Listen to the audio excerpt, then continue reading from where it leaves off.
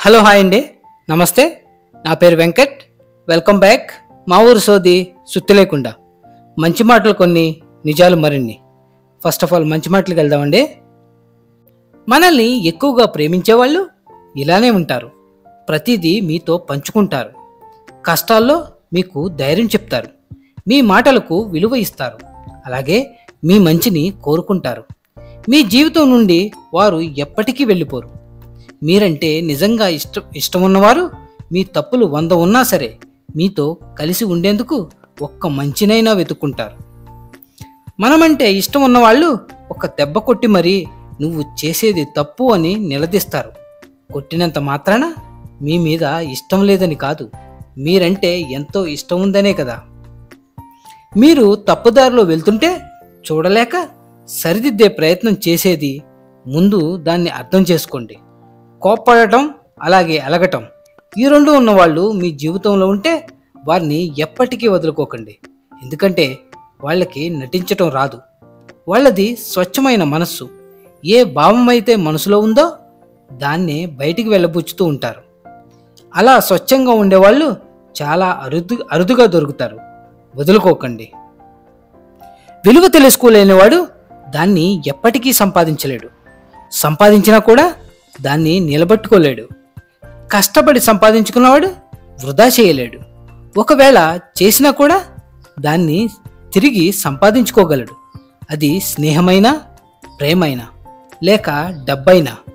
గుర్తుంచుకోండి. ఒక మధ్యతరగతి కుటుంబంలో పుట్టి అటూ ఇటూ కాని చదువులు చదివి కుటుంబ బాధ్యతల కోసం జీవితాన్ని పణంగా పెట్టి నచ్చని ఒక ఉద్యోగం చేస్తూ జీవితంలో ఏమి సాధించలేకపోయానే అని బాధపడుతూ ఆ బాధను గుండెల్లోనే దాచుకుని పైకి మాత్రం నవ్వుతూ కనిపించేవారే నిజమైన కథానాయకులు. గుర్తుంచుకోండి. మనం కష్టాల్లో ఉన్నప్పుడు మన కంట పడకూడదు అని తిరిగేవారుంటారు. మనకి అదృష్టం వరించినప్పుడు మన కంట పడాలని తాపత్రయపడేవారు ఉంటారు. ఎప్పటికైనా మన అవసరం ఉండొచ్చని మనల్ని ఒక కంట కనిపెడుతూ ఉండేవారు ఉంటారు. నిజమైన స్నేహితులు మాత్రమే మన కంట కన్నీరు రాకూడదని, మనం సంతోషంగా ఉండాలని మాత్రమే కోరుకుంటారు.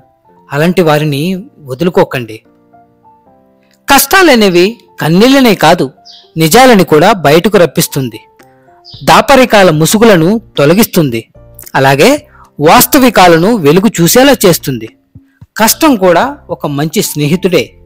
నీలోని ధైర్యాన్ని, నీ యొక్క సామర్థ్యాన్ని నీకు తెలియజేస్తుంది. నీ యొక్క భవిష్యత్తుకు గమ్యాన్ని వెతికేలా కష్టం నీకు గుర్తు చేస్తుంది. చెట్టు నిండా పళ్ళున్నా మాగిన పండు దగ్గరికి చిలక వాలుతుంది. కుళ్ళిన పండు వైపు పురుగు పాకుతుంది.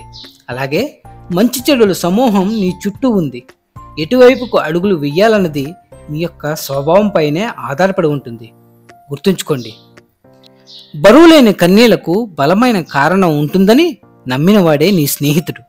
ఆ కారణం నువ్వు చెప్పకుండానే నీ కన్నీళ్లను తుడిచి ఆ చోట చిరునవ్వును పూయించేవాడే నిజమైన ఆత్మీయుడు. గుర్తుంచుకోండి. 10 మందిలో ఉన్నప్పుడు పట్టింపులు మర్చిపో. నలుగురిలో ఉన్నప్పుడు నవ్వటం నేర్చుకో. అలాగే ఆనందాన్ని అయిన వాళ్లతో పంచుకో. కష్టాల్లో ఉన్నప్పుడు కన్నీళ్లను ఓర్చుకో. నువ్వు చేసేది తప్పు అని తెలిస్తే అలవాటు మార్చుకో. గతం చేసిన గాయాలను మర్చిపో. ముందున్న గమ్యాన్ని చేరుకో. మనిషి జీవితం అంటేనే ఒక యుద్ధమని తెలుసుకో.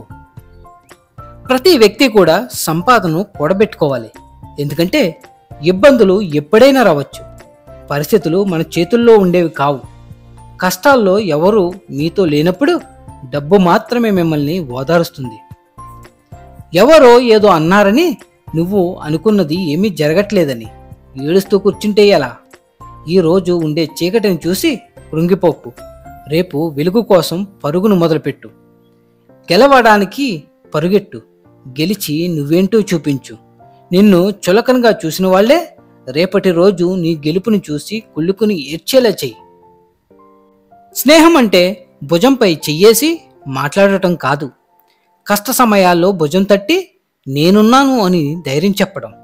డబ్బు కోసమో లేక అవసరాలకు ఆదుకుంటారను స్నేహం చెయ్యకండి. మనస్ఫూర్తిగా స్నేహం చేయండి. మీకు అలాంటి స్నేహితులు ఉంటే వారిని ఎప్పటికీ కూడా వదులుకోకండి. బంగారం ఎప్పుడూ కూడా కొత్తదే బాగుంటుంది. బియ్యం మాత్రం పాతదవుతున్న కొద్దీ బాగుంటాయి. కానీ ఆకలి తీర్చేది బంగారం కాదు, బియ్యంతో వండిన అన్నమే.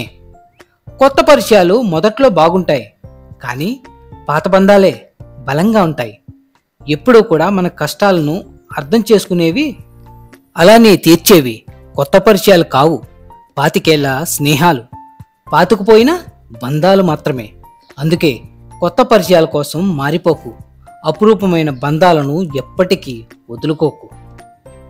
నిజాయితీతో గడిపే జీవితం ఆస్తులను, అంతస్తులను ఇవ్వచ్చు, ఇవ్వకపోవచ్చు, కానీ ఆత్మ సంతృప్తిని మాత్రం తప్పకుండా ఇస్తుంది. అది విలువ కట్టలేనిది. నువ్వు గెలవాలి అంటే ఎప్పుడో ఒకప్పుడు ఓడాల్సిందే. వేట మొదలుపెట్టే ముందు సింహం కూడా 2 అడుగులు వెనక్కి వేస్తుంది.